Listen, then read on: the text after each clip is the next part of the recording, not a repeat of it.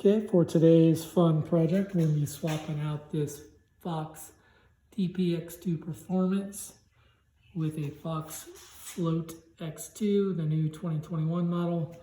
And we're going to make sure in the end we end up with our flip chip in the high mode setting, given that I ride here in Colorado where it's pretty rough. Shock 2021 Fox Float X2.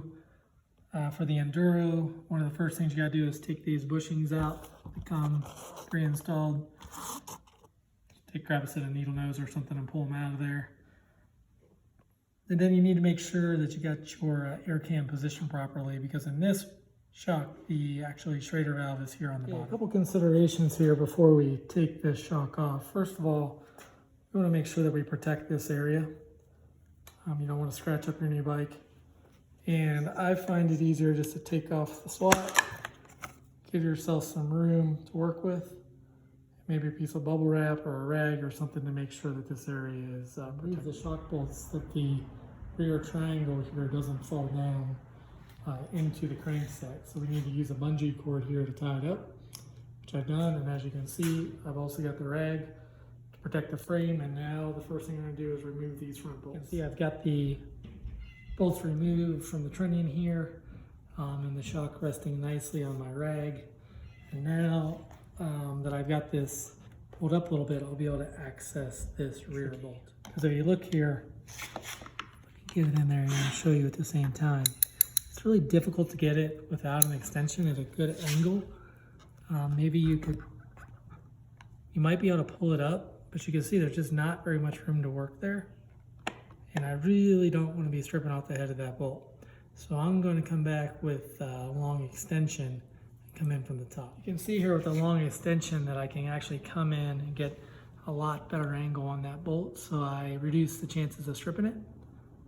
And now we're going to remove it. The washer, and it'll tend to get stuck down in that recess. So you got to really, and then you'll risk chance of losing it. So just pay attention. Don't do that. Slowly and carefully pull the shock out, make sure I don't nick anything on the way out.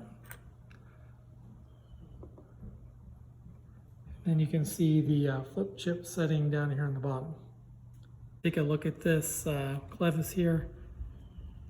Yeah, I've heard that this is already getting a little bit notchy, and you know, just after a couple rides, mine seems okay, but it's certainly not what I would call smooth. Something I'll probably have to dig into and grease later. Make sure you get the dirt out of here before you put your shock back together. The two shocks side by side. Why did I decide to upgrade this? Not really sure yet, except that I don't like the fact that I cannot adjust the compression on this Performance. I want to be able to tinker and really dial this in. Is that worth the money? I don't know. I'm gonna find out. The one criticism that has come out of this, and this is kind of an indication, is everything is pretty dry. So there's not much grease on that at all. Here's the spacer. I'm gonna go ahead and grease it up a little bit before I reinstall the chip. For me at least, I want the hole towards the back in the high setting, or the hole position towards the rear. You can actually see what that looks like here, what it means by positioning towards the rear.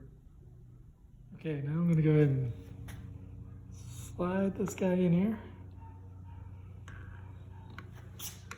And I gotta get my clevis down. So I'm just gonna rest this guy here for a minute. I'm gonna go get my bolt. And am I gonna be able to access that Schrader? That's what I was worried about. The answer is yes, that's great. Controls right here, so now we'll go ahead and reinstall the front bolts, but note, don't torque anything up yet. We're according to the owner's manual. We pause here, get all the bolts in, and then we torque. There she is, nicely installed. I've just got everything in. And my bike just got several $100s more expensive. A little look from the front here.